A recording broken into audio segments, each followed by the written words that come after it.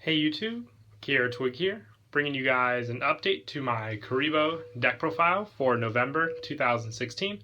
It's actually been a little while since I worked on this deck, but a lot of you requested that I, update it, and finally gathered up everything for it, so I thought, why not? Bring you guys the update. So, it's a really fun deck. The main focus of the deck is to use Kuriboh for all your plays, and level 10 is your most offensive play with the deck, but without further ado, let's go ahead and get started. I run 3 Kuriboh, your main card of the deck, I want to say, or main basis point. Pretty standard with Kuriboh. When you would take battle damage, one of your opponent's monsters, you can discard this card from your hand, and the damage you take would be 0. He's your main card, Kuriboh, star of the deck, so want to use him for your main plays there. Second main plays, though, belong to Wing Kuriboh. With his effect, when this card on the field is destroyed and sent to the graveyard, its effect is activated. After activation, during this turn, any battle damage that the controller takes becomes 0. So you use this card to kind of sit on your plays. He's also most viable for the Wing Kuriboh level 10 play, because you need to use him to go into level 10 with Transcendent Wings. So you want to make sure that you always can have him handy when you have Transcendent Wings. And I'm also running 3 of the new Kuribohrn. Love the art on this card. Also, its effect really helps with the deck. It makes the deck more of a pure version as well.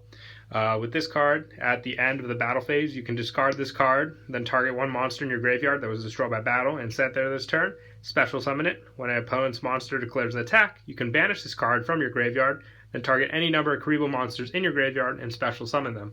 So you can allow this with this card to swarm the field with all the Kuriboh monsters in your graveyard. And with the battle phase effect, by discarding it, it also gives you sort of that Swift Scarecrow playstyle, where you can target one in the graveyard and basically get it back. So if Wing Kuriboh was destroyed, you could special summon it back and then get off another additional play, possibly with that card. A lot to use and go off with Kuribohrn. And I also run 3 Clear Kuriboh. During either player's turn, when your opponent activates a monster effect that would inflict damage, you can discard this card to negate the activation. When an opponent's monster declares a direct attack, you can banish this card from your graveyard to draw 1 card. If it is a monster, you can special summon it, then change the attack target to it. You can only use the effect of Clear Kuriboh once per turn. So this card is basically meant to get your opponent to attack the Kuriboh monsters that you want for that play, and it can also stop monster effect damage. The second effect is more used, I would say, than the first effect, but it's always good to have something like that to sit on. Plus, I also run 2 Wing Kuriboh level 10. He's your key play for the monster destruction and life point damage of the deck.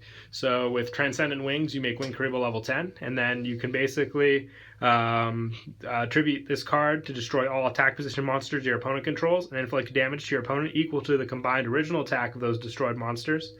And this has to be done during the battle phase, but Transcendent Wings is a quick play spell card, meaning you can have Wing Kuriboh, and if they don't see it coming, you can activate it and then have it, and before anyone declares an attack, you can tribute this card and destroy them all. And sometimes I've reached points where I would destroy all their monsters and that'd be enough for game right then and there, losing on their own battle phase.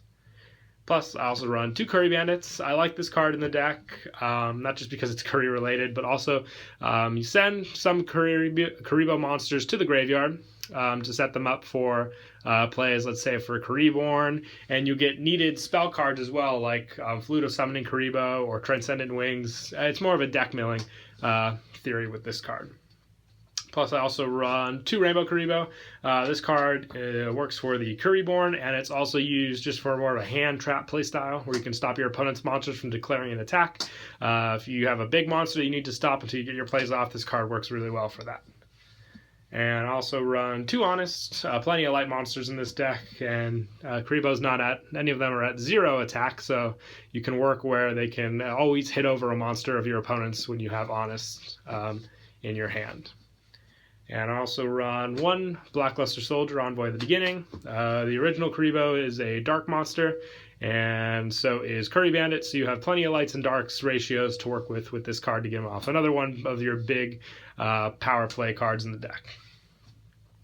And that is it for the monsters. We'll move on to spells. I run 3 Flute of Summoning Kuriboh. Pretty standard. You add 1 Kuriboh or Wing Kuriboh from your deck to your hand, or special summon 1 Kuriboh or Ring Kuriboh from your deck. So if you have this and Transcendent Wings, you have your Wing Kuriboh play, or if you just need that one monster, I know there have been times when I've used this card just to get the Dark Kuriboh into the graveyard for the BLS play, but it's complete search, and that's really what the deck needed, and it's a quick play card, so you can't go wrong there either. And I also run 2 Transcendent Wings, key card for the Wing Kuriboh level 10. All you have to do is send to the graveyard 1 Wing Kuriboh from your side of the field and 2 cards from your hand to special summon Wing Kuriboh level 10 from your hand or deck. So the fact that it says hand or deck really helps with consistency, because if you draw it, it's not a dead card in your hand. If it's in your deck, that's the better place where you want it to be, and make perfect use of this card. And I also run 1 Multiply, just another tech card. I can search it off of the Kuribandit play, where I can basically send the top cards, then you can add 1 Excavated, Spell, or Trap from your hand, so I can grab Multiply. Then if I have the Flute of Summoning Kuriboh, I can use that, Multiply, have the tokens out for stall game. And I also run 3 Where Art Thou? More search in the deck with this card, and plenty of ways where you can summon the monster that you just added. If not, it's just a 2000k damage, which you can quickly bounce back from with the plays that you gather from the card you added. And 1 for 1, just to grab basically needed cards with this card. If you need Wing Kuriboh for a play, like I said, the whole basis goes back to those Kuribohs, but it is a Kuriboh deck, so the whole deck is made to get those monsters out on the field. And 2 Mystical Space Typhoon just for Backrow Removal. If you want to use Twin Twister, that's fine as well. Both have been proven to work really well in the deck. And for traps, I run 3 Call the Haunted. Like I said before, playing back to the Revival games, if Kuriboh's in your graveyard, Flute of Summoning Kuriboh grabs from the deck, so you can't really go off of that for graveyard plays. That's where Call the Haunted comes into play. Wasted the Dragon Souls I've tested out and can be fine too. It's honestly just player preference with this. If you want it in defense mode just to be a little safer, that works well as too. And I also run 2 Wolves in Sheep's Clothing. It's a good card to add monsters to your hand and then special summon. So basically with this card, activate only when you take battle damage from your opponent's direct attack. Reveal 1 level 1 monster in your hand. Special summon it from your hand, and 1 monster with the same name from your deck. So you can special summon Wing Kuriboh with the reveal, and then another Kuriboh. Just a little deck thinning with this card. And 2 Threatening Roar to end off the deck. I run 2 of this basically because some turns you just need some stall plays to get for the next turn, because a 1 draw on this deck can make or break what kind of play you want to go for. So yeah, that's it for the deck profile. I hope you guys enjoyed the deck. It was a long time in the making, but well worth it in the end. Please don't forget to like and subscribe, and Kira Twig out.